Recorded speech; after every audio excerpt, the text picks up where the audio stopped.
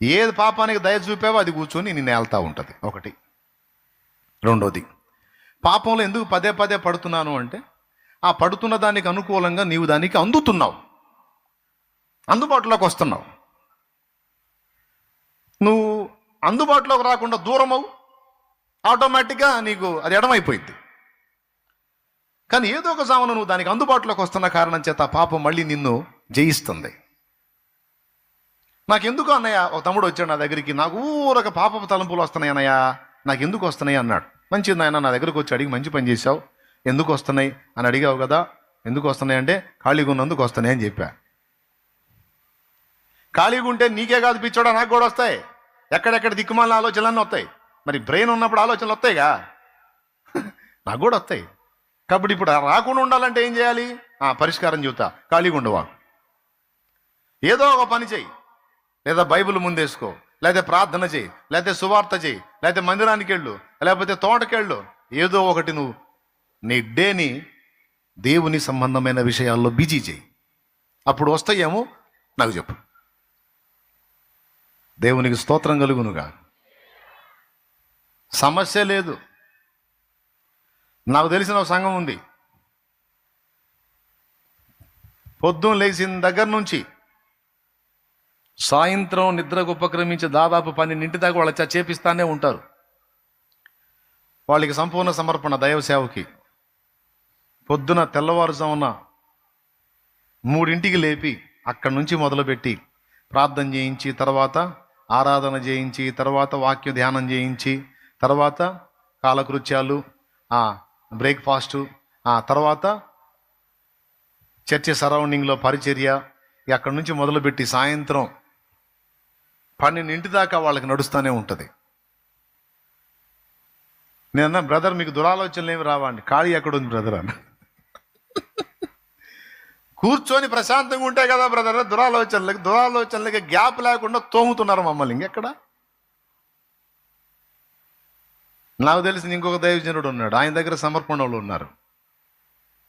గుంట దవ్వి మట్టి తీసుకెళ్ళి ఎక్కడికో మోపిస్తాడంట.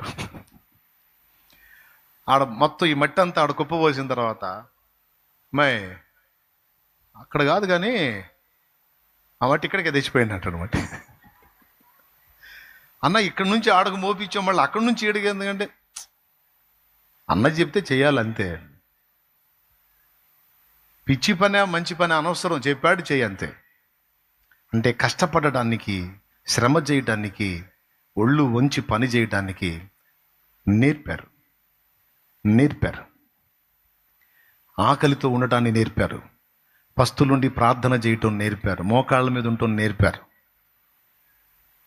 దేవుని యందు విశ్వాసంతో బతకటం నేర్పారు. ఈరోజు అలా భక్తి నేర్చుకుని ఆత్మీయతలు ఎదిగి ఒక్కొక్కరు ఒక్కొక్క ఆణిముత్యమే దేవుని పని చేస్తూ ఉన్నారు.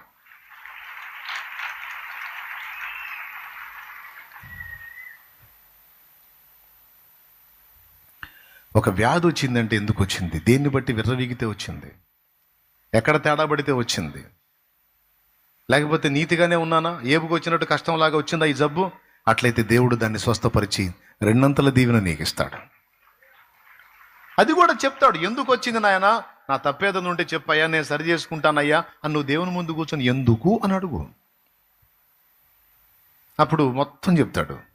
ఎదుగో నేను 2 నిన్ను బ్లెస్ చేయాలనుకున్నాను, విశ్వాస పరీక్షలో నిన్ను ఉంచాను, అనుమతించబడింది, తట్టుకో, స్వస్థపరిచి 2 మళ్ళీ నేను దీవిస్తాను అని ఏబుకి చెప్పినట్టు చెప్తాడు. ఏబు లైన్లో ఉన్నాడు, 2 పొందుకున్నాడు. అవసరమైతే ఆ వచనమే చూపిస్తాడు నీకు, ఏబునే చూపిస్తాడు, లేకపోతే యోసేపుని చూపిస్తాడు. ఒకవేళ పాపానికి శిక్షగా వస్తే అదే మాట్లాడతాడు నీతో. ఫలానా విషయంలో నీవు ఇలా విర్రవీగి ప్రవర్తించావు, అందుకు నా కోపం వచ్చింది, అందుకే నిన్ను కొట్టి తిని అయ్యా నన్ను క్షమించి, ఇంకోసారి ఎప్పుడు అట్లా చేయను ప్రభా, నేను సరి చేసుకుంటాను తండ్రి అంటే తీసేస్తాడు ఆ సమస్య.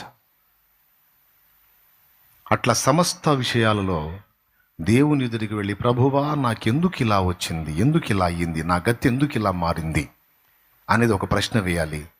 ఆయన సమాధానం చెప్తాడు. అప్పుడు పరిష్కారం కూడా అడగాలి. మరి పరిష్కారం ఏంటి? ప్రభువా మేమెందుకు ఆ దయ్యమును వెళ్ళగొట్టలేకపోతిమి, ప్రశ్న, మీ అవిశ్వాసము చేతనే, ప్రార్థన లేమి చేతనే, ఉపవాస ప్రార్థన ద్వారా శరీరమును జయించలేకపోవట చేతనే. అవునా? ఇప్పుడు మళ్ళీ మేము దాన్ని జయించాలంటే ఎట్లా, దాన్ని వెళ్ళగొట్టాలంటే ఎట్లా అంటే, ఏవైతే మిస్ అయ్యారో అవి మొత్తం మళ్ళీ మీరు కలిగి ఉండండి.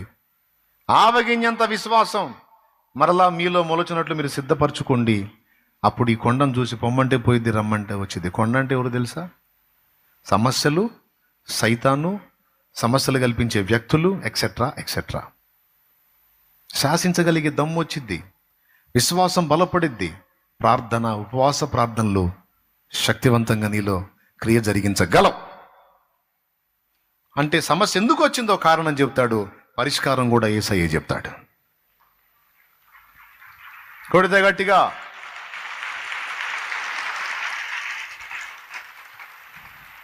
భక్తి సాధకుల యొక్క లక్షణం ఇది. దేవభక్తి సాధన చేసే వాళ్ళ లక్షణం ఇది. ఇలా ఉండాలి. దావీదు, హనోకు, నోవహు, అబ్రహాము ఇత్యాది భక్తులు, ఈ స్థాయి వ్యక్తులు ఖచ్చితంగా దేవుడి దగ్గరికి ఇలాగే వెళ్తారు, దేవుని ముందు అలానే కూర్చుంటారు.